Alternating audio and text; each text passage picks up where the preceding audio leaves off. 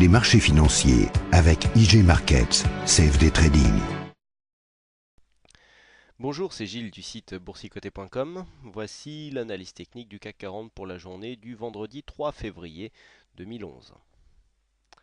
Avec aujourd'hui encore une belle séance haussière, puisqu'après une ouverture sur les 3370,63, nous avons marqué un plus bas à 3361,19 pour terminer en clôture sur le plus haut de la séance à 3427,92 points.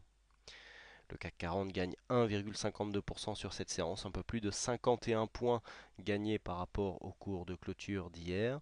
Donc c'est une séance qui vient se placer dans la continuité ici du mouvement haussier court terme que nous observons depuis maintenant le milieu de la semaine dernière avec ce point de contact ici sur la zone basse du trend qui a provoqué un rebond et qui donc a pérennisé cette tendance puisque nous sommes venus casser les précédents points hauts.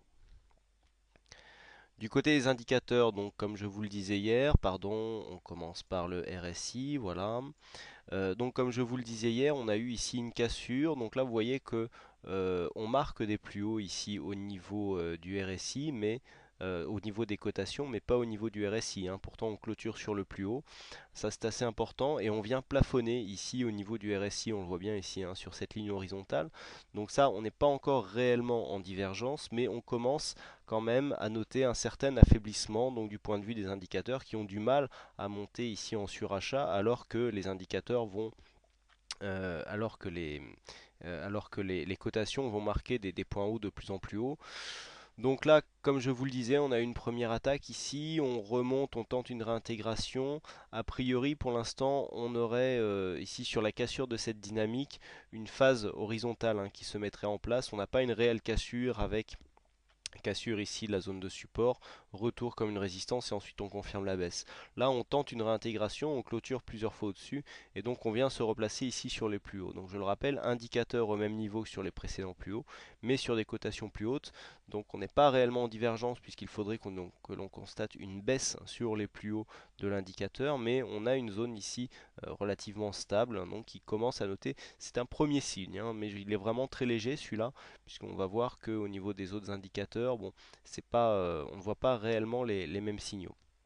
Donc au point de vue du stochastique, voilà, nous observons donc une montée. Alors vous voyez le stock qui était vraiment très haut, 96 338, c'est vraiment énorme. On avait eu un pic ici à 99,27 sur le stock K sur la journée du 3 janvier. Bon, là, on vient marquer un point haut. On est vraiment ici en zone de surachat. La ligne de signal va rejoindre. Alors, le stochastique il réagit différemment. On peut rester en zone de surachat quelques jours. Sur cet indicateur, c'est surtout la sortie qui nous donne plus de signaux, même si nous avons eu deux faux signaux coup sur coup du point de vue de cet indicateur. Donc surachat constaté au niveau du stochastique. Au niveau du MACD, donc on conserve ici un biais positif. Donc comme je vous le disais hier, on est bien dans une phase où nous avons eu ici une phase de montée, une phase de consolidation et puis un retournement qui s'est fait sur une amplitude très faible au niveau de la zone négative avec une dynamique qui est en train de remonter. Donc vous voyez que là par exemple pour le MACD on constate vraiment la divergence. Alors le MACD c'est l'indicateur qui est le plus réactif en ce qui concerne les divergences, mais du coup, en étant plus réactif, il donne aussi souvent il donne plus de faux signaux que les autres. Donc attention à ça.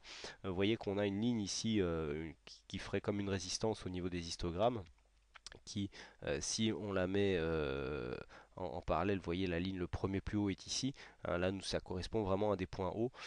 Donc bon, mais on a eu réellement une divergence, mais le MACD est vraiment très réactif et il donne souvent des divergences baissières qui sont très en avance et qui ne débouchent pas forcément sur un retournement immédiat.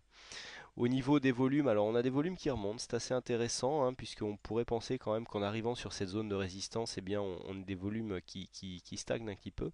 Pas du tout, vous voyez, on a vraiment une belle progression au niveau des volumes, je vous l'indiquais hier. Cette phase ici où on arrive à rester au-dessus de la moyenne sur des tendances, sur des séances haussières, est assez intéressant puisqu'on est clairement en train de réorienter la tendance de fond. Vous voyez comment là nous avions principalement des, des séances baissières hein, qui étaient majoritaires, mais avec des séances haussières qui restaient au-dessus. Hein, c'était assez intéressant d'ailleurs, voilà, la séance haussière avec plusieurs petites séances baissières, et la séance haussière avec des séances baissières qui baissent. Et là, on a vraiment une inversion, une redistribution des cartes, puisque ce sont maintenant toutes les séances qui sont haussières, qui sont au-dessus de la moyenne. Donc ça prouve que le fond de la tendance est en train de changer. Volatilité toujours stable, hein, 1,94 de volatilité constatée voilà, 1,94 constaté, c'est légèrement au-dessus de la moyenne, mais bon, vous voyez que la moyenne baisse elle par contre, hein, puisqu'on est sur une moyenne de 1,58%. Hein, pour mémoire, fin décembre, nous étions à 3,14 hein, en volatilité moyenne. Donc on a quasiment divisé par deux, ce qui montre que en fait, les marchés sont en train de se stabiliser. Donc tout va dans le même sens, c'est pas la peine que je vous fasse un grand dessin. Là on a une phase de hausse qui commence à avoir l'air solide, même si le trend est relativement étroit. Hier on avait donc cette phase dynamique, je vous avais dit qu'il n'y avait pas de réel affaiblissement du point de vue des bougies, puisqu'on avait ici des plus hauts et des plus bas qui continuaient à être toujours de plus en plus hauts, même si on avait ici ouvert sur un gap haussier qui a rapidement été refermé. Je vous avais dit qu'il fallait confirmer sur la séance du jour avec un dépassement des 3400 points. Bon, bah, ça a été chose faite. J'avais donné un objectif à 3420 en début de semaine. Bon, bah, l'objectif a été atteint et même dépassé. Donc on est vraiment là maintenant sur sur le haut de la tendance. Vous voyez qu'on est vraiment très proche de la bolle supérieure. Alors on peut continuer à monter, hein. Vous voyez qu'ici, sur cette phase, on venait ici, on était limité par les bols supérieurs, mais on est monté quand même. On peut aller atteindre jusque le haut du trend, donc la semaine prochaine, on pourrait aller côtoyer ici les 3450-80 points pour rester dans la tendance. Bon, ça serait vraiment une belle hausse, mais si on compare avec la précédente phase de hausse qui s'est passée suite à un rebond, si on compare avec cette phase-là, je vais vous montrer qu'il nous reste encore du potentiel et que eh bien, si on prend un point de contact ici, par exemple, et puis que l'on scale sur le plus haut, voilà, on obtient un segment hein, que je vous propose de configurer. Voilà. Donc ce segment-là, si on le reporte ici sur le point bas, le dernier point bas, vous voyez qu'au niveau de l'objectif, on est sur le haut du trend, et donc on voit bien qu'ici que le trade en tendance eh bien, nous donne un très beau potentiel, puisque là on arrive sur un potentiel à 3470 hein, dans deux séances, donc possible sur la séance de mardi prochain, alors que on a juste comparé ici la phase de hausse que nous avons eue ici sur ces quelques bougies avec celle-là, et vous voyez qu'on est tout à fait dans le timing, donc il n'y a pas d'accélération, il n'y a pas de réel bon, on est dans la tendance, on marque des nouveaux plus hauts, il y a des bons chiffres hein, qui sont arrivés aux USA. Ça étonne un petit peu puisque la crise grecque n'est toujours pas résolue et qu'on sait que ça peut poser un problème un peu systémique. Mais pour l'instant, eh bien, les marchés montent et donc on voit qu'au niveau du mouvement, on est tout à fait en ligne avec le mouvement que nous avions eu ici sur cette précédente phase de hausse. Donc comment eh bien, anticiper sur le futur mouvement. Donc là, nous sommes toujours sur un flux haussier très court terme. On peut aller marquer un objectif ici sur le haut du trend, hein, qui se situera donc, comme je vous l'ai dit, la semaine prochaine entre 450 et 480.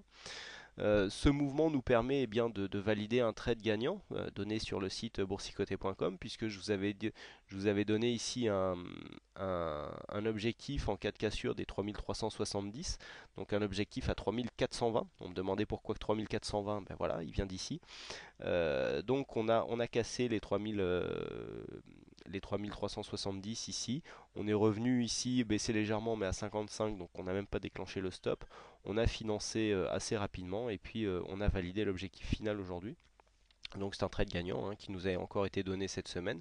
Et on voit qu'en clôturant ici sur le plus haut, eh bien on garde ici la possibilité d'avoir un bel élan haussier qui peut perdurer, donc qui peut aller nous faire toucher ici les plus hauts. Donc comme hier je vous disais, on est plus ici sur une phase d'allègement que vraiment sur une phase de continuité d'achat. On voit quand même que le potentiel haussier, même si nous sommes dans une belle dynamique, est réduit, hein, puisque si nous sommes ici à 3427 et qu'on va chercher ici les 3470 points, eh bien ça nous fait un 33 points, non pardon, 43 points à aller chercher en potentiel, alors que si pour une raison ou une autre il y a une consolidation technique, on pourrait revenir chercher le bas du trend assez facilement sans inverser la tendance, et donc dans ce cas-là on aura un potentiel beaucoup plus long, hein, à savoir plus d'une centaine de points. Alors ça ne veut pas dire qu'il faut shorter, il n'y a aucun signal de retournement pour l'instant, mais tout simplement se placer à l'achat ici sur des plus hauts, on marque des plus hauts depuis 2 jours, c'est assez dangereux puisqu'en cas de retournement du marché, le signal peut aller vraiment très vite. Donc étant vendredi, eh bien, je vous propose une vue hebdomadaire du CAC 40. Voilà. Donc on retrouve ici la clôture sur le plus haut de la semaine avec un contact ici sur la Bull Sup. On continue à monter ici le long de cette dynamique qui est donc la même moyen terme. On valide tout à fait la sortie de cette tendance baissière ici avec, là c'est très important, une cassure du plus haut que nous avions eu la dernière semaine d'octobre, la semaine 43, puisque nous avions marqué un plus haut à 3411,22 avec le plus haut en clôture de cette semaine. Eh bien, nous validons ici ce que nous avions eu ici comme 2 points bas significatifs qui étaient de plus en plus hauts. Eh bien, on a aussi maintenant des points hauts qui sont de plus en plus hauts. Donc c'est assez intéressant. D'ailleurs, on peut maintenant reporter en fait cette ligne sur le précédent plus haut. On voit que d'un point de vue moyen terme, alors si, parce que pour l'instant ça n'est pas du tout validé, si on reste ici sur cette configuration haussière moyen terme, en quelques semaines, on pourrait monter assez haut, sans pour cela que ce soit un mouvement exagéré ou bon, quoi que ce soit. Donc bon. Par contre, on est quand même pas mal au niveau du RSI. Vous voyez, on est sur une dynamique qui est encore bien. On n'est pas encore suracheté. Donc au niveau du RSI, on a du, on a du potentiel. Le stochastique, lui, il monte aussi. Alors la dynamique, elle a un peu changé. Il faudrait ici replacer. Pardon, il faudrait ici replacer la ligne sur ce point de contact, voilà, mais la dynamique est quasiment toujours la même. Au niveau du MACD, donc pas la peine d'agrandir, on voit bien ici que les histogrammes sont très très hauts. Les volumes par contre, alors c'est assez intéressant ce qui se passe sur les volumes, puisque vous voyez, on a tendance à stagner, on ne voit pas, on ne retrouve pas une réelle remontée des volumes du point de vue moyen terme.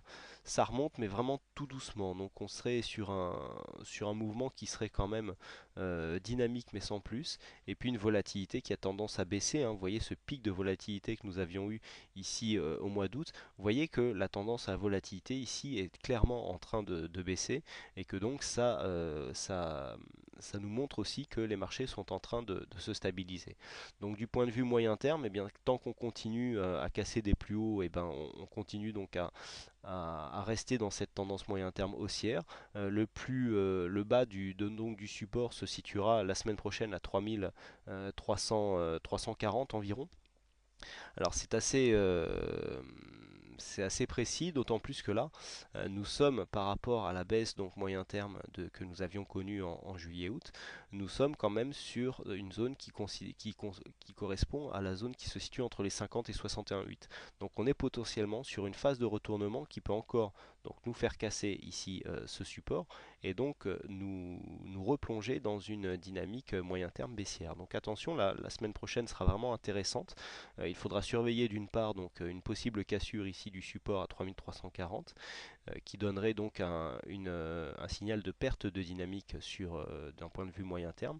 Et puis attention, si cette zone eh bien, se définissait comme une zone de retournement, on pourra avoir une continuité moyen-long terme à la baisse qui se mettra en place et qui serait confirmée par une cassure baissière des 2693, mais là on en est vraiment très loin. Voilà donc ce qu'il faut savoir au sujet de cette analyse. Alors aujourd'hui, c'est Bluebird qui a gagné au jeu du fixing, donc bravo à toi Bluebird. Et puis j'attire votre attention sur le fait que vendredi prochain sera organisé un séminaire, un mini-séminaire de formation. Donc il y aura 2 sessions, une session le matin, une session l'après-midi.